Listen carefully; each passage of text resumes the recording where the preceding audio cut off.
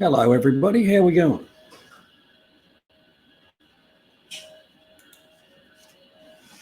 So welcome along. Just your normal Monday night. Just a little bit of news that I found entertaining. And tonight I've got a funny story. G'day Shane, how you going, mate?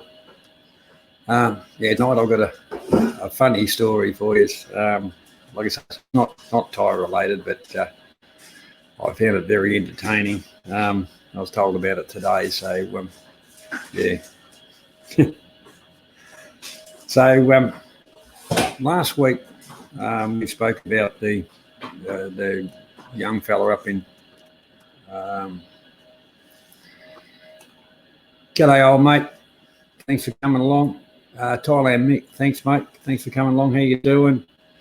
Niall, how you going, mate? Yeah, all good here, mate. Everything's all good here.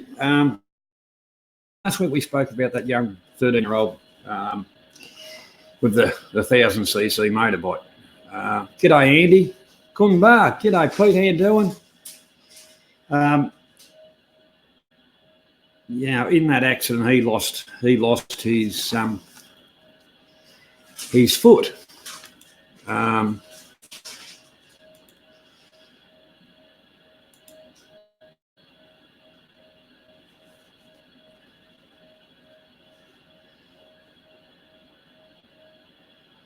So hang on, things are for me.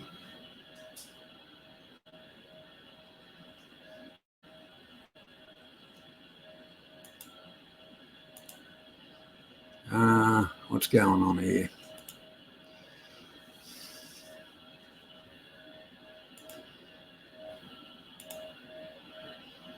I don't know what's going on here. Not coming up the way I wanted it to. Anyhow, that was the thumbnail I put up last week in relation to it. I know what I've done. I've stuffed up something here. Yeah. Anyhow, that's all right. We live and learn. We're just learning this program.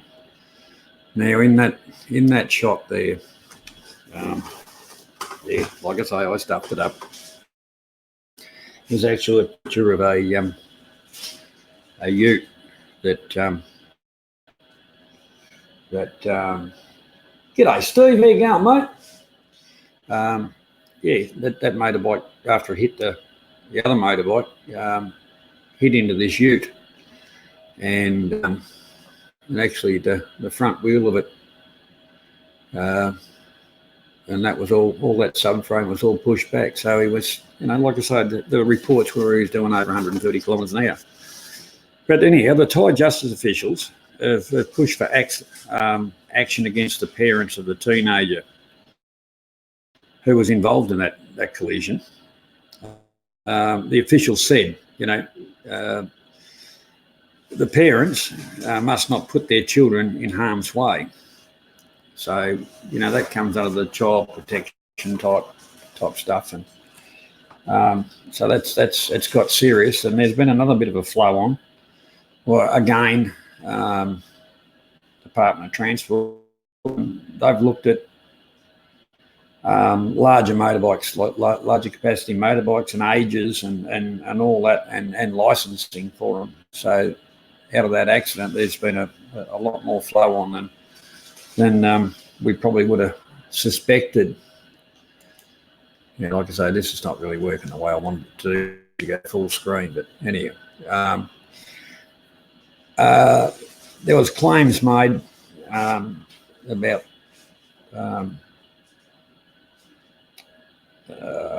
basically health services and that.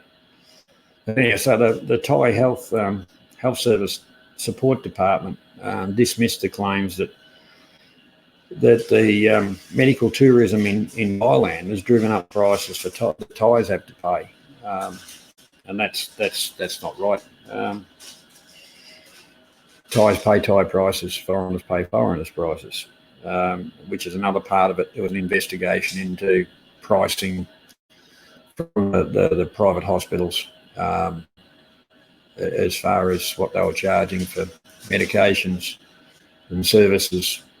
So that's still ongoing, apparently. But your medical tourism, you may as well call it medical tourism, people that go to Thailand for cosmetic operations, it brings a lot of money into the economy. And I suppose it hit home a little bit more. That last hotel I stayed at the in-mine executive suite, Soy 85. I was just sitting out the front having a drink, cup of coffee in one morning. And there was an ambulance there, but it didn't look like a minibus type. It had ambulance written on it, Bangkok Hospital, and it was actually set up for people transport. And there was one girl hovering around and things like that at the reception, and eventually two women came down from their rooms or whatever with their bags, and they were loaded into this ambulance. Obviously they were heading off to get some cosmetic surgery done, because it is a big thing. They're somewhat leaders also in the the boob jobs and the bum tucks and gender reassignment. So that's it's still, at the end of the day, still money into the. Now the next one, I suppose we've all heard about it. The Pad Thai couple, the couple from Western Australia that were claiming that they got parasites and it affected them and all the rest of it, and all the stories and things like that. Now, as we know, one of the most popular dishes in Thailand is Pad Thai, and they blamed that for their. With those claims, the Thai Health Ministry investigated the report and came back with the cooking temperature of the Pad Thai would kill any bacteria, parasites, or anything that may well have existed.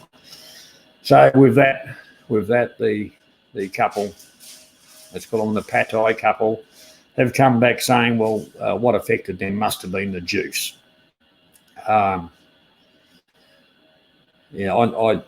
personally just think it's a bogus claim. They got their 5 minutes of fame. They got a little bit more than that, but it's not something that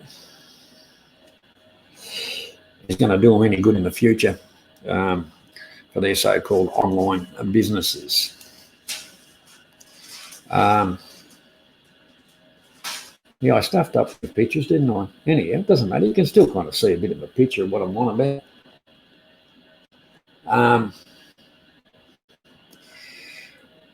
The next one is last week I kind of said, they're up in the Chiang Mai region with dengue. It's now come out. Dengue fever infection is the highest for 5 years. The Department of Disease Control has reported 44,671 cases up to July 2019. And also the disease has claimed 62 people. And the main concentrated area, is in the northeast region. So like I kind of said, you slip down to 7-Eleven and you grab yourself some mozzie repellent, you might be doing yourself a real favour. I don't think anyone wants to get dengue or malaria or any of that. As mosquitoes kill worldwide over 700 people a year. So it's a very real it's a very real thing that you take precautions against, I'd suggest. We also spoke about it last week, the drought. There is rain in Thailand, but through the centre there and that there's actually a drought. The rice farmers in Dong Jadai district are resorting to using just household water, wastewater from the house due to the drought, to try and keep their crops, alive, because they've had a few little bits and pieces of rain, but they haven't had enough to really, just enough to strike the rice, but they haven't had enough to really grow it. So it's not looking good for the annual rice production. G'day, Jürgen. How you going, mate? Thanks for coming along. So that's a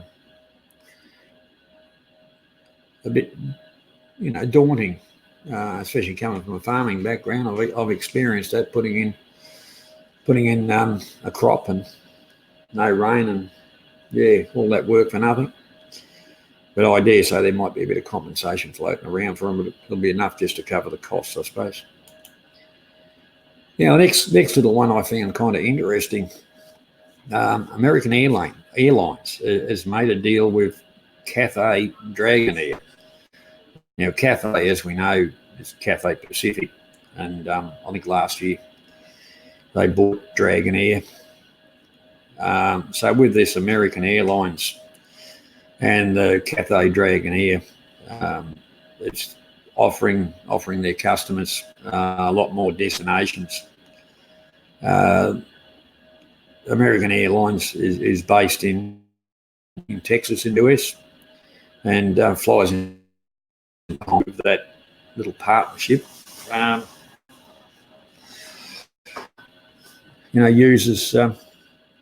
Users have got a bigger scope of Southeast Asia to fly to nowadays. And the 5G rollout in Thailand is actually kind of underway, or the infrastructure is being put in place. And there was a survey done, and 35,000 people were surveyed and asked if they were willing to pay an extra 150 baht per month on their phone plans to enter into the 5G network.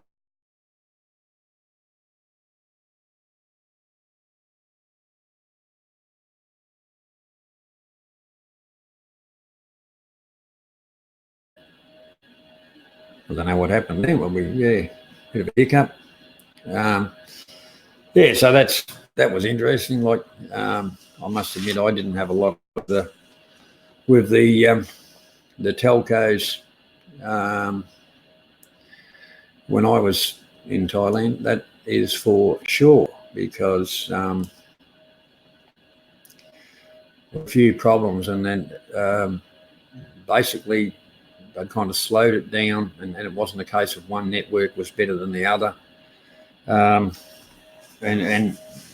being a foreigner, up country was okay, but in Bangkok, they'll just try and rip you off. I went to the 7-Eleven, paid for a plan, and basically it wouldn't activate. I had to go to a true shop, and they virtually said, "Oh, look, that plan is not available." And I said, "Well, that was funny." I got the email the day I flew to say that it was, and that's what I activated it under. And so basically they just screwed me over. But it's not a lot of fun, but these things happen. Now we'll get into the other side of life, what your money's doing. The US dollar, 30.85. The British pound, 38.9. I think that's gone up a little bit. The euro, 34.7. The Aussie dollar has actually come up a little bit, 21.60. So that's not. It's still lower than when I went over, but it has come up a little bit. Canadian dollar still holding pretty good at 23.75. And Jurgen, your currency's actually come up a little bit, mate, from last week. It's still on 3.75. And George, if he watches the replay, I can't see George on. The Scottish pound, 38.3. So that's a little bit of good news in that. The currency seemed to have come back up a little.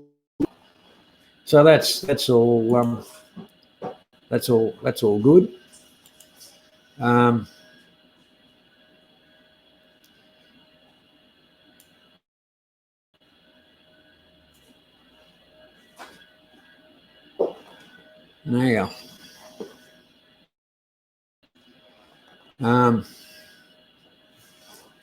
yeah.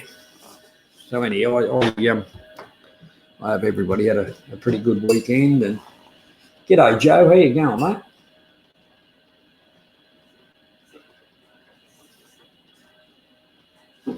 Yeah, the airport SIM cards, that can be a bit of a rort too. If you just go to the 7-Eleven, it's a bit cheaper, but we all do it and buy a SIM card at the airport, and they tell you you'll get unlimited internet, and after a couple of days the internet's not working, and then you read the fine print that says after a certain amount of gigabytes it goes down at halves the speed, so you may as well have a mouse running around on one of those wheels.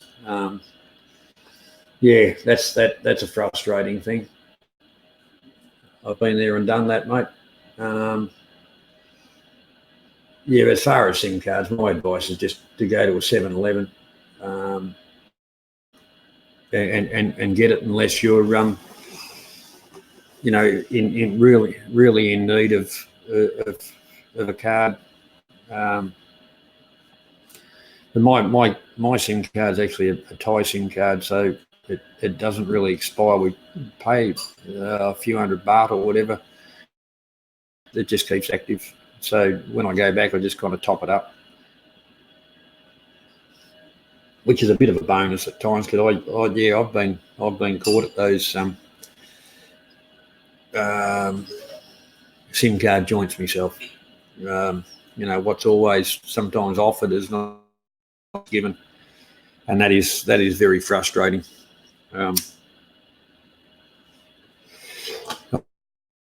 They're all kind of they're all a business, like little franchises, and and they make percentages. So the higher up they can push it, the better off their earnings are. But yeah, now for the funny story. Now this is not Thailand related. This is here related. Mate come down and showed me a picture today.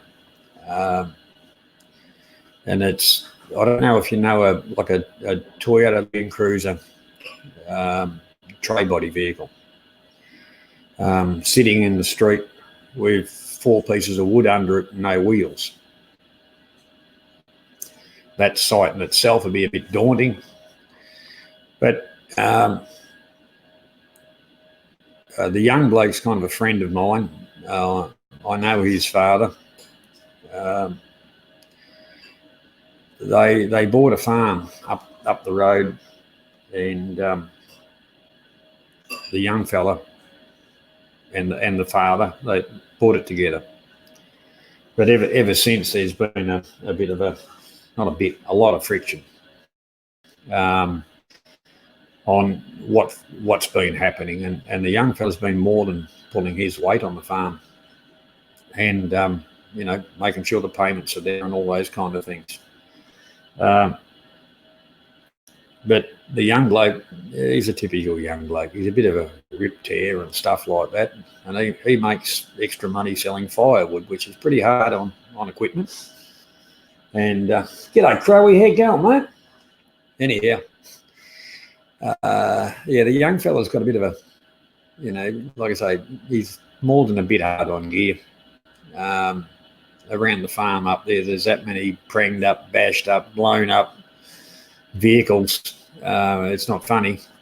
So this Toyota Land Cruiser, his dad's, and he borrowed it off his dad so he could, do a bit of hay and keep the firewood business running, and which puts money in the bank as well, as because he works off the farm as well as on the farm and that kind of thing. He's a bloody good worker, the young fella.